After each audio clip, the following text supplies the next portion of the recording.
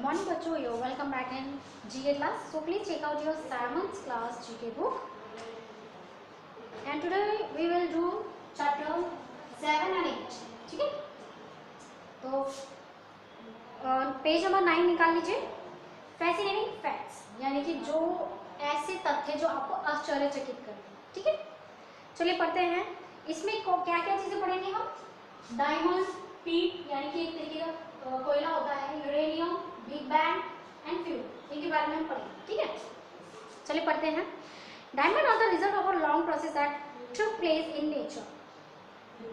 Millions of years back, the earth was gradually become cooler. At that time, there exists beneath the ground a mass of hot liquid rock. आपने वो देखा होगा जब volcano होता है, उसमें eruption होता है, यानी कि जब वो फूटता है तो फिर उसके अंदर से बहुत सारी चीज़ें निकलती हैं. और देखा होगा कि उसके अंदर आग से निकलती है. ठीक है, और वो चलता जाता वो धीरे धीरे जब वो ठंडा होता है फिर वो क्या होता है, पत्थर बन जाता है. तो वो क्या होती है, बहुत ही हाई प्रेशर, बहुत ही हीट जब उसमें होती है, पत्थर वगैरह होते हैं वो सारे के सारे, वो इतना ज़्यादा हीट होती है कि वो भी उसमें मेल्ट होते हैं.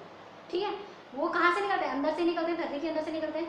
तो धरती के अंदर ही बहुत ज़्यादा गहराई है, कम कुछ नहीं तो 90 माइल्स अंदर, धरती के 90 माइल्स अंदर, इतना अंदर जाके बहुत ही ज़्यादा जो टेम्परेचर होता है वो बहुत ज़्यादा गर्म होता है और प्रेशर भी बहुत ही ज़्यादा होता है. तो वहाँ पर ये डायमंड का जो प्रोसेस है वो वहाँ पे होता है. ठीक है, अगर डायमंड वगैरह का पूछे कि कहाँ बनेगा तो वो वहीं पर बनता है.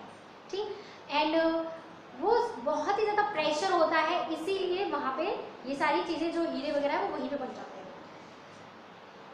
हीरे बनने के लिए बहुत ज़्यादा प्रेशर और हाई टेम्परेचर चाहिए होता है.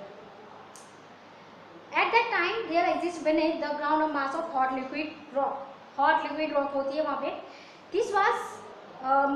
This mass was subjected to extreme heat and pressure. As a result of this, molecules of carbon become packed together in dense.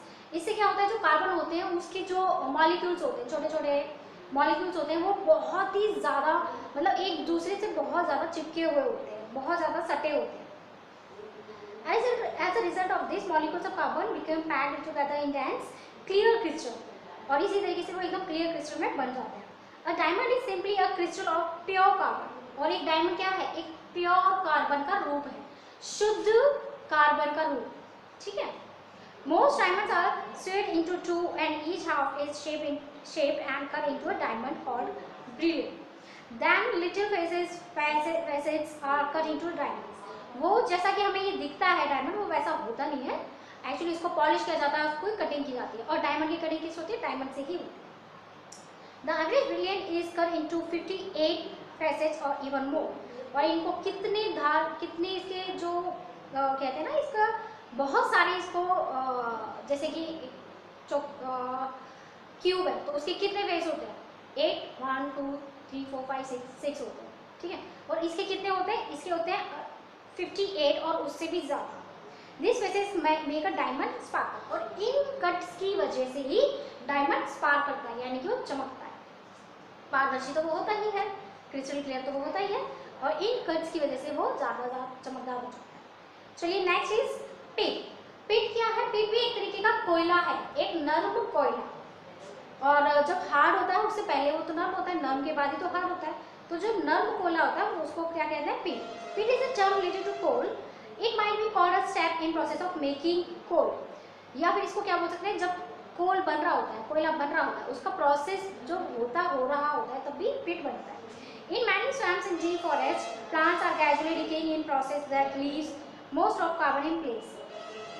A few years of such action produce a brownish melted mass of twigs, branches and leaves. और ये किस चीज़ से बनता है, जैसे ये जंगल वगैरह होते हैं, उसमें पेड़ पत्ते पौधे वगैरह, पेड़ पत्ते पौधे वौधे ये सब चीज़ें होती हैं, या जानवर वगैरह होते हैं, तो वो सारे के सारे क्या होते हैं, नीचे सड़ते हैं, अंदर दब जाते हैं. तो उन सब चीज़ों से मिलकर के इन सब चीज़ों से क्या बनता है, ये पिट बनता है. This is known as peat when the water is drained from such swamp. और जब इन सब चीज़ों में पानी भी आ जाता है, that pit can be cut into blocks. और फिर तब क्या होता है, फिर ये जो पीट है यानी कि ये सब चीज़ें जब चढ़ रही होती है धरती पे, वहाँ पे पानी भी होता है, फिर ये पानी के जैसे कट उसके ब्लॉक्स में आ जाता है, तो इसे क्या बोलते हैं, फिर ये बनता है set out to drop and then burn and swell. और फिर पहले क्या होता है, ये सारी चीज़ें झड़ के नीचे आ जाती हैं, फिर उन पे पानी आ जाता है, फिर उनको बहुत काफ़ी लंबे प्रोसेस में वो धीरे धीरे धीरे बनता है, और फिर पानी वो सूख जाता है, सूखने के बाद में उसके ब्लॉक्स में वो बन जाता है, ये जो चीज़ें सारी चल रही होती है।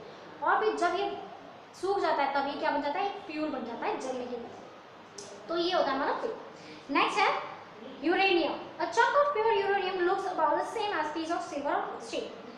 एक छोटा सा पीस यूरेनियम का वो किसके जैसा दिखता है, स्टील या फिर आपका सिल्वर के जैसा दिखता है, but it is surprisingly heavy for its size. लेकिन जितना ये दिखता है उससे कहीं ज़्यादा ये भारी होता है। मान लीजिए मेरे पास एक कोई छोटी सी कोई चीज़ है,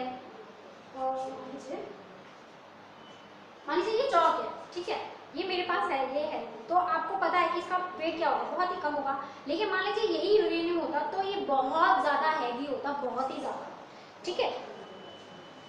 uranium is the heaviest element found in nature. Uranium बहुत ही ज़्यादा हैवी होता है, एलिमेंट होता है, तत्व होता है, यानी कि बहुत भारी तत्व होता है जो नेचर में मिलता है। A kilo of uranium contain as much energy as nearly 3 million kilos of gold. 1 kilo uranium में 3 मिलियन किलो कोल की यानी कोयले की 3 मिलियन कोयले की जितनी एनर्जी होती है, ठीक है। 1 किलो यूरेनियम में 3 मिलियन कोल के जितनी एनर्जी होती है, ये बताया गया इसमें। तो ये था हमारा यूरेनियम। नेक्स्ट पढ़ते हैं हम बिग बैंग। बिग बैंग के बारे में देखिए, scientist believe that nearly 14 billion years ago there were no air, no earth, no sky, no sun, no not even light. Scientist ये मानते हैं कि 14 बिलियन साल पहले यहाँ कोई हवा, कोई आसमान, कोई धरती, कोई सूरज, कोई लाइट तक भी नहीं थी। The universe was a highly dense and infinitesimally small lump. Universe बहुत एक कहते थे बहुत छोटे से उसमें था, बहुत हाई डेंस था, यानी कि काफ़ी छोटे से चीज़ में था। मान लीजिए बहुत सारी चीज़ों को एक साथ इकट्ठा कर दिया तो वो हाई डेंस हो जाएंगी, तो इसी तरीके से था। Suddenly there was a big explosion called big bang, और अचानक से उसमें क्या होता है, बहुत बड़ा धमाका हो जाता है, और उसको क्या बोलते हैं, big bang. And there was a light, और फिर तब लाइट आती है, that probably was the beginning, और तब से क्या कहा जाता है कि ब्रह्मांड की शुरुआत हुई। उसे क्या, बिग बैंग को क्या बोलते हैं, ब्रह्मांड की शुरुआत।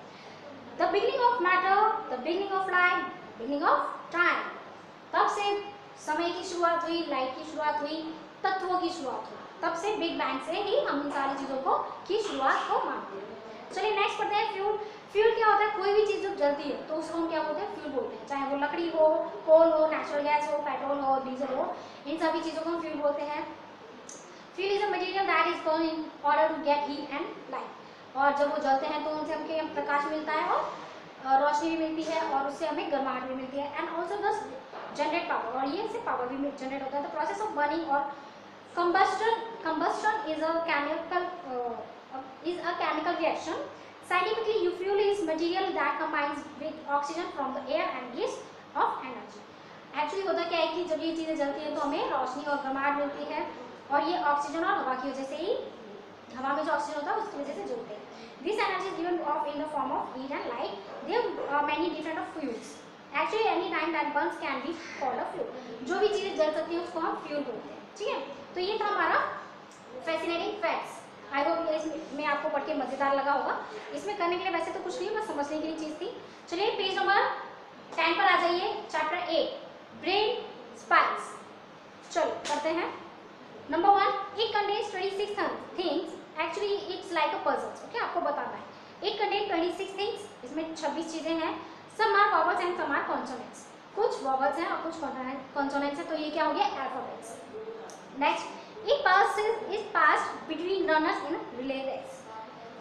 ये जैसे कि जब रेस हो रही होती है तो एक रनर आता है, रुकता है, वो इसको पास करता है, फिर दूसरा वो जिसको पास करता है फिर वो उसको और आगे भागता है, तो उसे क्या बोलते हैं, battle. Next, it is type of book that contains meaning of words. ये एक तरीके की बुक है और इसमें मीनिंग्स लिखे होते हैं वर्ड्स के, तो ये क्या है, dictionary. Next, it makes our work easy, it is either mechanical और इलेक्ट्रिक। ये हमारे काम को आसान बना देता है, या तो ये मैकेनिकल भी हो सकता है या फिर इलेक्ट्रिक भी हो सकता है, तो ये क्या है, मशीन।